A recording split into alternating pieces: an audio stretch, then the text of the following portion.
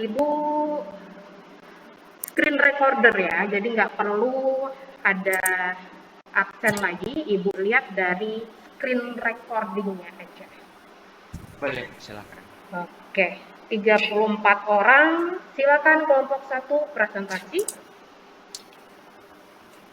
Ibu silakan.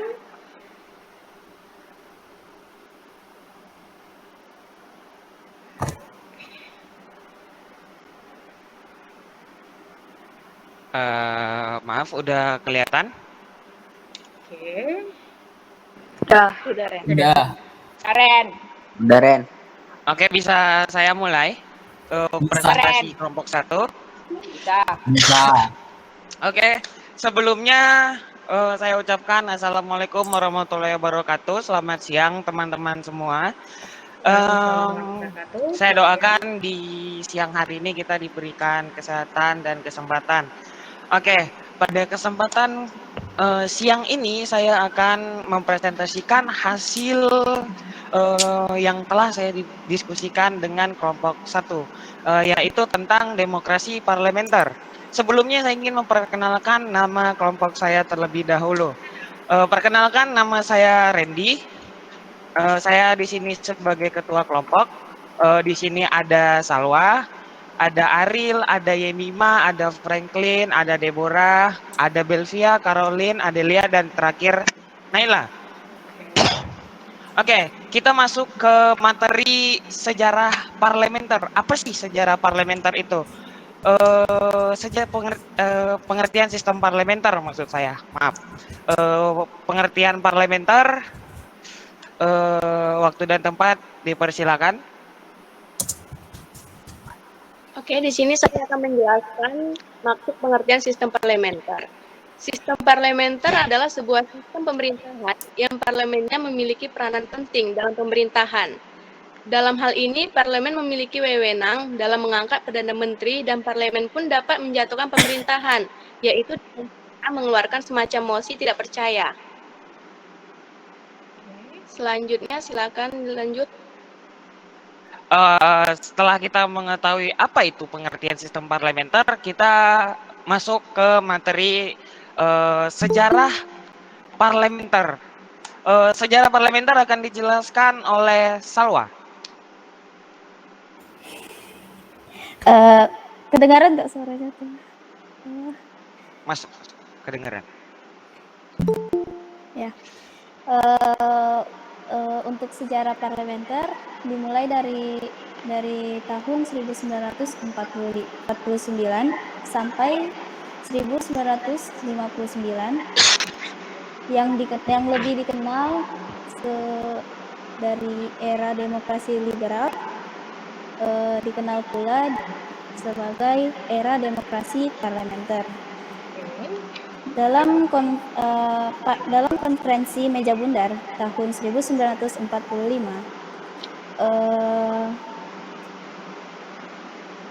dari hasil konferensi meja bundar tersebut, nama Indonesia berubah dari kesatuan menjadi serikat yang lebih dikenal sebagai Republik Indonesia Serikat.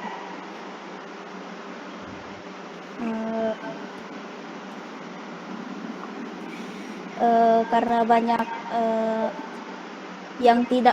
masyarakat yang tidak mendukung tentang negara Indonesia menjadi serikat, akhirnya pada tanggal 15 Agustus 1950, Perdana Menteri Kabinet Republik Indonesia Serikat atau disingkat dengan RIS, Muhammad Hatta, menyerahkan mandatnya kepada Insinyur Soekarno, presiden pada saat itu.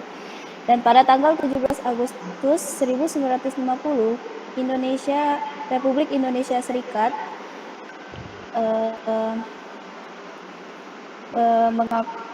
dan pengakuan kedaulatan dengan Belanda resmi dibubarkan. Akhirnya Republik Indonesia Serikat berubah nama menjadi NKRI atau Negara Kesatuan Republik Indonesia. Dari masa demokrasi ini, setelah pembubaran RIS, akhirnya muncul banyak partai-partai politik yang awalnya merupakan semangat revolusi, namun akhirnya mengakibatkan persaingan yang tidak sehat. Bahkan bisa dikatakan ketika masa itu, Indonesia mengalami ketidakstabilan pemerintahan. Seperti contohnya perpecahan di dalam masyarakat, perdebatan antar daerah, seperti kayak adat istiadat, agama, tradisi, dan lain sebagainya, dan tingkat pendidikan yang rendah, tradisi otoriter, dan masalah ekonomi. Yang dimaksud masalah ekonomi ini, setelah 3 tahun Indonesia mengalami kemiskinan, karena 3 tahun menjadi penduduk Jepang dan 4 tahun perang dengan Belanda, di tangan pemerintahan yang masih muda dan belum berpengalaman, mengimbangi pertambahan perekonomian tidak mampu mendorong produksi pangan dan kebutuhan lain untuk mengimbangi pertambahan penduduk. Sebagian penduduknya ada yang buta huruf, tidak terampil, dan tidak memiliki kemampuan manajerial. Inflasi meningkat, banyak penyelundupan yang merugikan pemerintahan pusat yang sangat membutuhkan devisa, dan perkebunan hancur selama pendudukan penjajahan dan perang. Oke, mungkin sekian penjelasan sejarah parlementer yang pertama yang dijelaskan oleh Salwa. Kita akan lanjut ke sejarah parlementer kedua yang akan dijelaskan oleh Naila. Naila, bisa dijelaskan sejarah parlementer yang kedua? Ya. Pada 17 Agustus 1950, Indonesia kembali menjadi negara kesatuan. Pemerintahan Republik Indonesia masih melanjutkan model demokrasi parlementer yang liberal. Kabinet dipimpin oleh seorang Perdana Menteri sebagai kepala pemerintahan dan bertanggung jawab sebagai parlemen. Presiden hanya berkedudukan sebagai kepala negara. Sementara itu, Undang-Undang Dasar Negara Sementara 1950 digunakan sebagai konstitusi. Undang-Undang Dasar Nomor 7 Tahun 1950 tentang perubahan konstitusi sementara Republik Indonesia Serikat menjadi Undang-Undang Dasar Sementara Republik Indonesia. Dalam sidang pertama babak ketiga, rapat ke-71 DPR Republik Indonesia Serikat tanggal 14 Agustus 1950 di Jakarta, konstitusi ini dinamakan sementara karena hanya bersifat sementara, menunggu terpilihnya konstituan hasil pemilihan umum yang akan menyusun konstitusi baru. Undang-Undang Dasar Sementara 1950 sangat berbeda dengan Undang-Undang Dasar 1945 dalam banyak hal. Ia mengamanatkan sistem pemerintahan parlementer dan menetapkan secara panjang lebar jaminan konstitusional untuk hak asasi manusia, yang sangat mengacu pada Pernyataan Umum tentang Hak Asasi Manusia oleh PBB tahun 1948.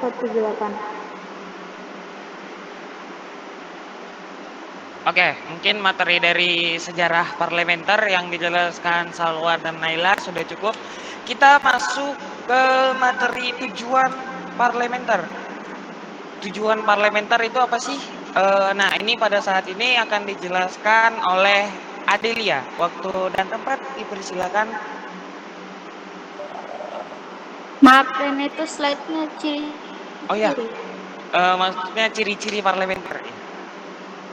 Ciri-ciri parlementer dijelaskan oleh Belvia.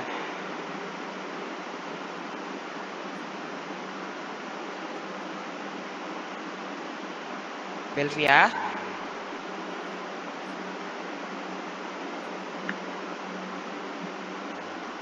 Halo.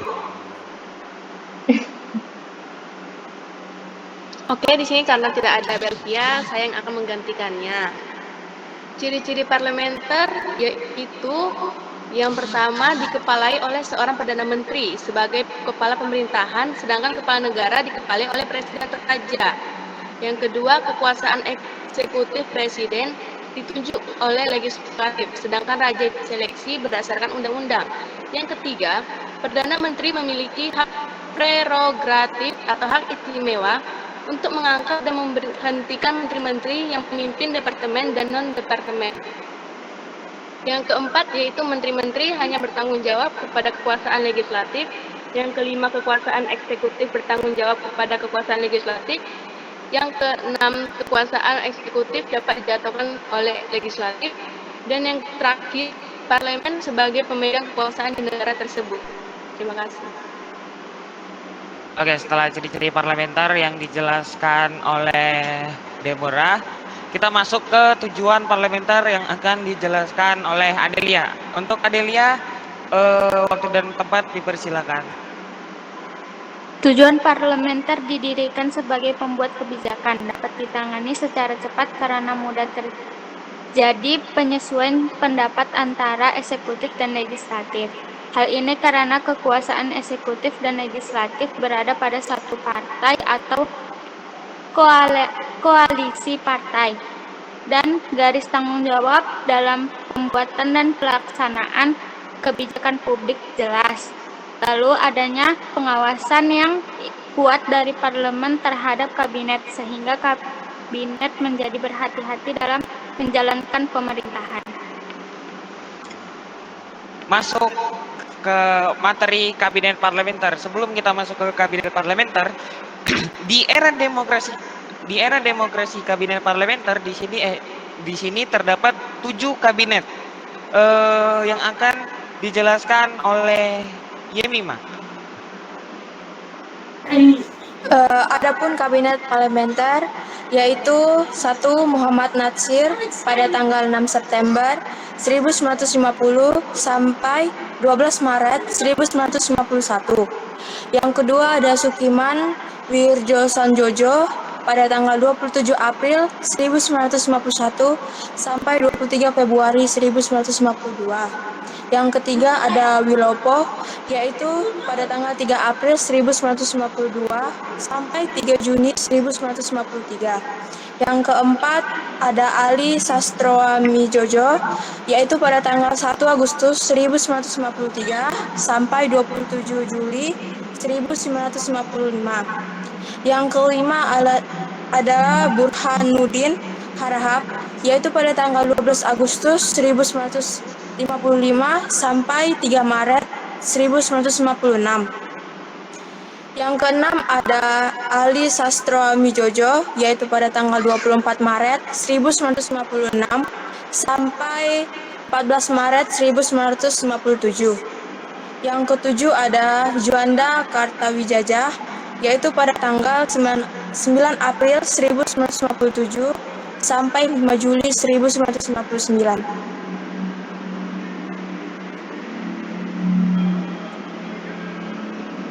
Oke, setelah kita masuk ke kabinet parlementer, di sini kita akan memasuki materi masa pembubaran parlementer.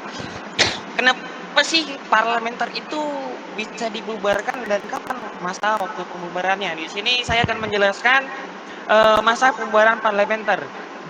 Pada masa berakhir sistem parlementer ini dimulai dengan Soekarno-Hatta mengeluarkan dekret presiden pada tanggal 5 Juli 1959. Kenapa sistem parlementer ini bisa dibubarkan? Karena Soekarno menganggap demokrasi ini tidak sesuai dengan semangat gotong royong rakyat Indonesia. Sehingga sistem ini dianggap gagal dalam mengadopsi nilai kepribadian bangsa Indonesia. Akhirnya demokrasi ini mengarah ke arah kegagalan. Kegagalan pertama dimulai dari munculnya usulan presiden yang dikenal dengan konsepsi presiden. Yang kedua, Dewan Konstituante mengalami jalan buntu untuk mencapai kesepakatan dalam merumuskan ideologi nasional. Yang ketiga, dominannya politik aliran sehingga membawa konsekuensi terhadap pengelolaan konflik. Yang keempat atau yang terakhir adalah basis sosial ekonomi Indonesia yang masih sangat lemah. Setelah saya jelaskan masa pembubaran, saya akan menjelaskan kemudian akan dijelaskan perbedaan demokrasi oleh Aril.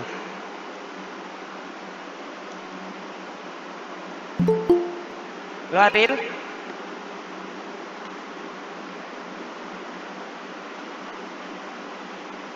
Aril. Oke. Laptop saya bermasalah tadi. Oke, bisa dijelaskan perbedaan demokrasi? Oke, bisa. Kedengaran nggak? Siap, kedengaran. Perbedaan demokrasi parlementer dan presidensial, kepala negara dan kepala pemerintahan. Pemilihan kepala negara dan kepala pemerintahan presidensial dapat langsung menjabat sebagai kepala pemerintahan sekaligus kepala negara. Masa jabatan, kekuasaan eksekutif dan legislatif, lembaga supremasi tinggi. Perbedaan demokrasi parlementer dengan demokrasi sistem pemerintahan presidensial adalah sistem pemerintahan yang dimana dikepalai pemerintah dipegang oleh presiden dan tidak memiliki tanggung jawab atas parlemen. Legislatif dan presidensial dipilih oleh rakyat dan bisa mengangkat pejabat pemerintahan. Perbedaan demokrasi. Itu aja.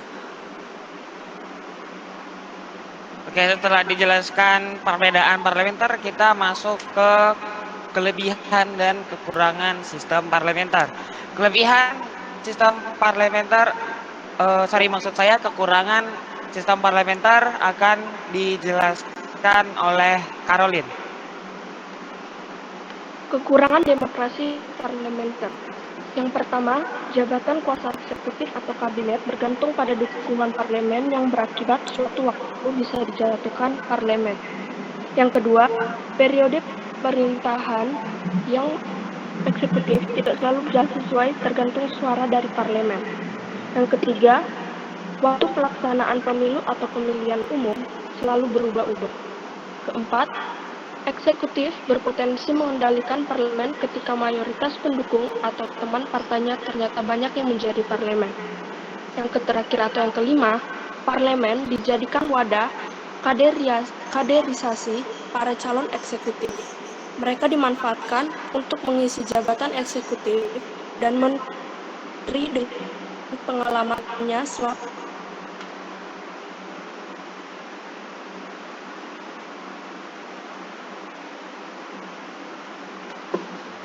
Oke, setelah dijelaskan kekurangan demokrasi parlementer, kita akan masuk ke kelebihan demokrasi parlementer yang akan dijelaskan oleh Franklin. Kelebihan demokrasi parlementer. Pertama, pembentukan kebijakan dapat dilakukan dengan cepat karena adanya musyawarah antara eksekutif dan legislatif yang merupakan satu bagian partai. Yang kedua, pelaksanaan tanggung jawab dan pembuatan kebijakan jelas. Yang ketiga, pengawasan parlemen terhadap kabinet ketat sehingga mengurangi potensi kesalahan dalam pelaksanaan pemerintahan. Yang keempat, keputusan jika terjadi suatu masalah dapat didapatkan tanpa memakan banyak waktu. Oke, setelah dijelaskan kelebihan dan kekurangan, saya ingin menutup hasil presentasi ini. Sebelumnya saya ingin menyimpulkan hasil presentasi ini. Dalam hal ini, parlementer memiliki wewenang dalam mengangkat Perdana Menteri dan parlemen pun dapat menjatuhkan pemerintahan itu sendiri, yaitu dengan cara mengeluarkan mosi tidak percaya.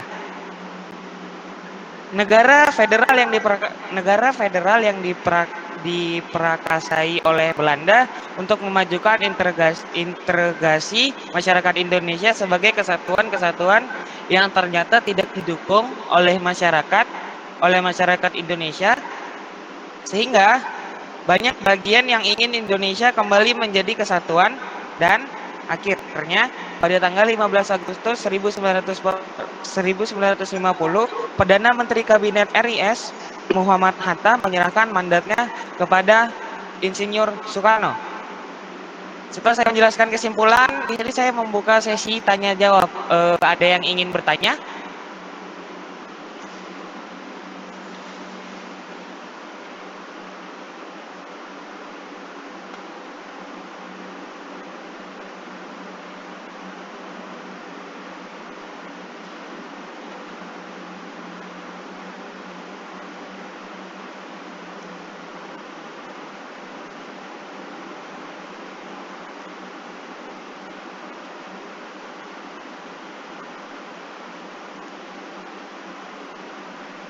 Oke, jika tidak ada pertanyaan, saya izin menutup hasil presentasi pada siang kali ini.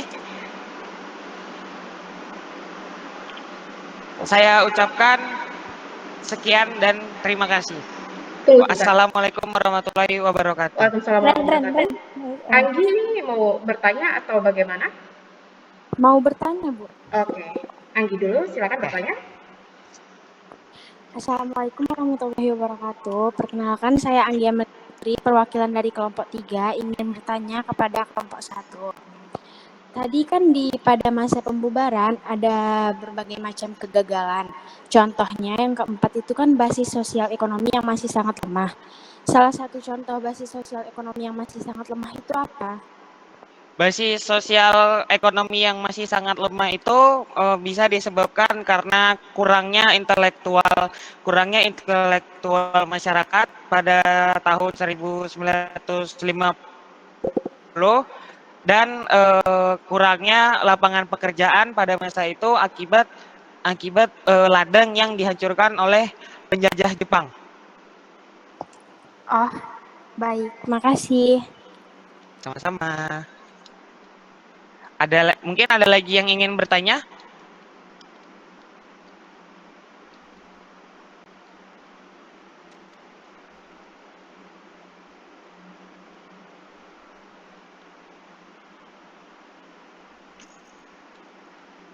Ada yang ingin bertanya? Oke, jika tidak ada, saya izin tutup presentasi pada siang kali ini. Saya ucapkan mohon maaf bila ada kesalahan penyampaian dari kelompok 1. Assalamualaikum warahmatullahi wabarakatuh. Waalaikumsalam warahmatullahi wabarakatuh. Baik, kelompok 1. Kelompok 1 menyampaikan materi tentang demokrasi parlementer. Sebenarnya demokrasi parlementer ini terjadi sudah ada pada awal kemerdekaan, yaitu tahun 1945, melalui maklumat pemerintah nomor 10, 16 Oktober 1945, itu kita menggunakan dari sistem presidensial yang di awal kemerdekaan 17 Agustus, itu diganti menjadi sistem pemerintahan parlementer dengan Sultan Syahrir yang menjadi Perdana Menteri pertama kali. Oke. Itu awal kemerdekaan ya, tapi sahnya memang demokrasi parlementer disebutkan itu berlaku di Indonesia 1950 setelah dibubarkannya RIS. RIS Republik Indonesia Serikat setelah dibubarkan baru masuk ke demokrasi parlementer. Tapi kalau sistem pemerintahan parlementernya kita sudah dari awal menggunakan itu. Baik, untuk penyampaian materinya sudah sangat runtut, bagus, pembagian tugas-tugasnya juga sangat rapi, cara moderator menyampaikan juga banyak seperti banyak literasi ya, luar biasa. Saya sangat suka, baik pembukaan, penutup, penyampaian materinya juga bagus. Memang ada beberapa yang masih kaku ya, tapi tidak masalah karena kalian masih kelas 10, masih belajar, Ibu maklumi. Jadi kalau misalkan masih mau explore, nggak apa-apa. Masih terbata-bata, masih kaku, itu tidak masalah. Kita masih belajar. Ya.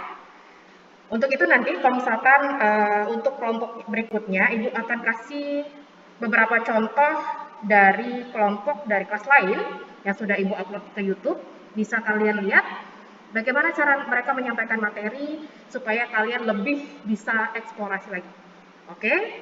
Itu kan lebih, walaupun sekarang masih banyak kekurangan, tapi nanti kita belajar supaya lebih sempurna lagi.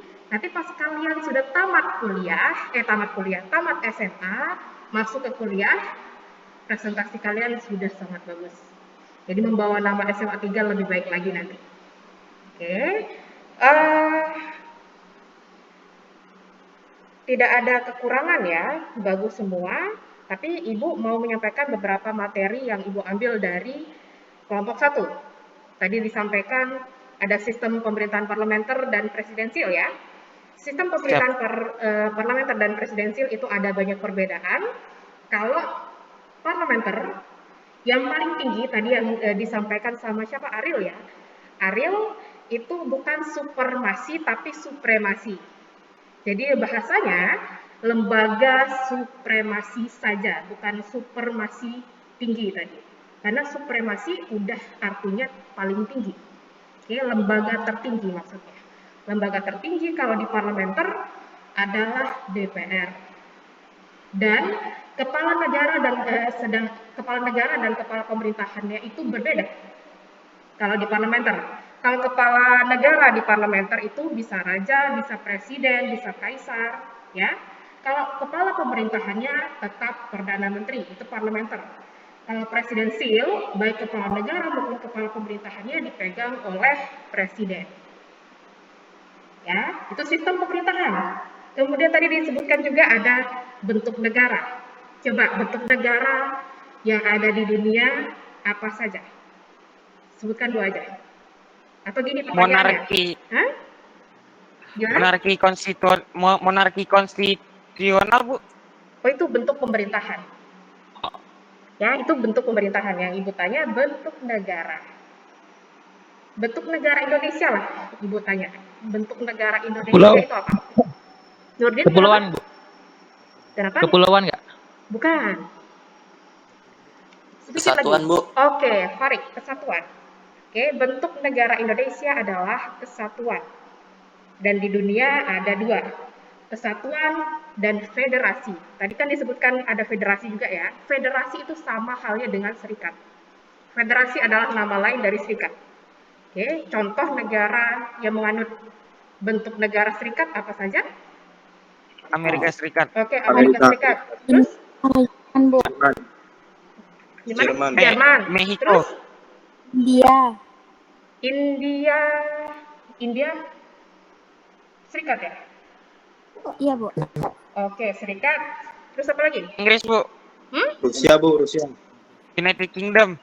United Kingdom, oke. Atau Britania Raya. United Kingdom itu bukan serikat ya, dia lebih ke union. Kesatuan, Bu. Union. Oke, Australia juga serikat ya. Meksiko, Bu. Meksiko negara bagiannya mana aja tuh? Terdiri dari beberapa negara bagiannya. Meksiko. Ibu kurang, kalau negara bagian kurang tahu, kurang paham. Oke, tadi mana United Kingdom itu union ya, negara union.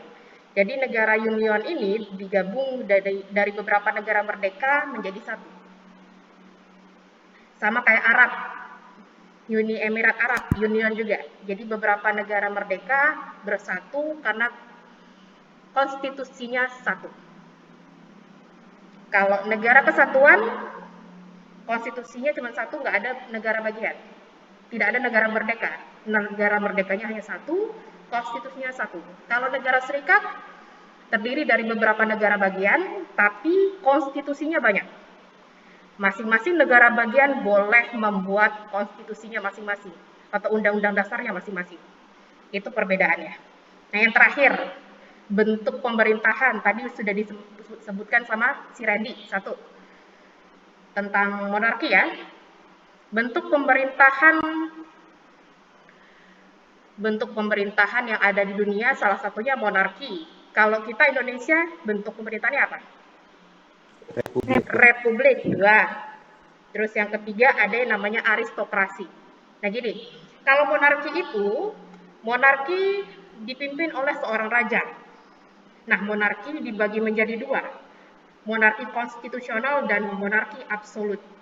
Kalau absolut ini, kekuasaan raja tanpa batas. Ibaratnya raja itu seperti perpanjangan tangan Tuhan. Jadi tidak ada yang boleh menentang beliau. Itu kalau yang absolut. Kalau konstitusional, kekuasaan raja dibatasi oleh peraturan. Makanya nggak bisa sewenang-wenang kalau di monarki konstitusional. Oke.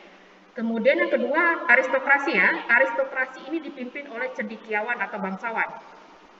Kalau sekarang sudah jarang yang menggunakan itu, tapi kalau misalkan Taliban di Afghanistan itu ya, kembali lagi berkuasa, maka itu salah satu contoh dari aristokrasi, karena Taliban adalah kelompok cendekiawan atau bangsawan. Oke. Yang terakhir republik. Kalau republik jelas ya, yang dipimpin oleh presiden. Oke, itu yang harus kalian bisa bedakan antara sistem pemerintahan, bentuk negara, dan bentuk pemerintahan. Sesuai dengan pasal 1 ayat 1 Undang-Undang Dasar 1945, Indonesia adalah negara kesatuan yang berbentuk republik. Oke. Itu penguatan materi dari Ibu ya, yang berkenaan dengan kelompok 1. Oke, kira-kira ada pertanyaan dari untuk kelompok 1 atau untuk Ibu karena berkenaan dengan materi ini? Demokrasi parlementer dan materi dari Ibu berkaitan juga dengan bab 1. Silakan kalau ada yang tidak dimengerti boleh ditanyakan. Ini kenapa belum on cam? Dimatiin semuanya?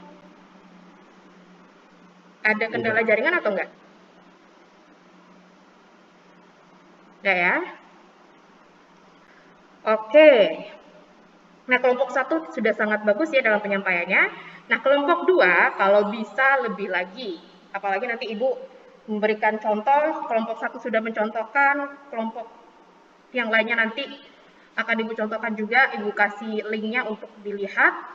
Nah, untuk kelompok 2 nanti, minggu depan untuk presentasinya, Ibu mau perkenalannya ada yang berbeda, supaya Ibu bisa mengenal lagi satu sama lain dari kalian. Ini kan Ibu ngelihatnya, aduh, ini ada yang jidatnya doang kelihatan, Fadila. Ini kenapa jidatnya doang yang dilihatin sama Ibu? Oke, Fadila. Nah, minggu depan untuk kelompok 2, perkenalannya seperti ini. Nanti moderator yang membuka, moderator memperkenalkan diri juga dengan menyebutkan nama, alamatnya nggak usah lengkap-lengkap sampai nomor rumah pun disebut, nggak usah. Komplek perumahan aja. Oke, yang kedua alamat, yang ketiga sekolah asal SMP. Oke, yang keempat apa yang dibenci. Apa yang dibenci, apa yang nggak disukai, boleh hewan, boleh sifat orang, boleh suatu hal, keadaan, atau bagaimanapun, boleh disebutkan. Satu kata saja. Misalkan, nggak suka sama kecoa nih.